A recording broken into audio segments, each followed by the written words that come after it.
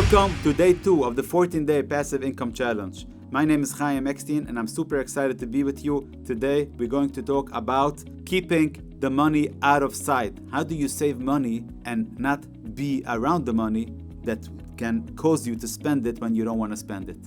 Keeping the money out of sight. Let's face it, we're all addicts. We are addicted to spend money. Let's face it, we have so much noise around us, begging us, asking us, give me your money. All the media, what is the media doing? They're sitting and brainstorming, spending millions and billions of dollars, brainstorming how they can get into our brains, how they can get into our minds and having us decide to spend our money with them. That's exactly what they're doing. So how in the world can somebody like me be successful against such big giants? And the answer is we can't. We have to treat ourselves to get the discipline we need in order to be successful at our passive income foundation. The same as you understand, if you decide to go on a diet and you are addicted to sugar, you're addicted to having a lot of sweets, you're not going to go around with the shopping cart in the supermarket on the aisle where all the sweets are and going back and forth and back and forth and back and forth.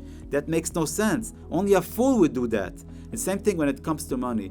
If you don't have what it takes to save money, you have to do whatever it takes to stand away from money, not to see the money. Keep the money out of sight. You save money, have it in a different bank account. Maybe you bank at Chase, put the money in a different bank account. I would even tell you to try not to have online access to the money. Try if possible. So some banks nowadays force you to do it. All I'm trying to do is don't have the option of giving one click and the money is transferred back.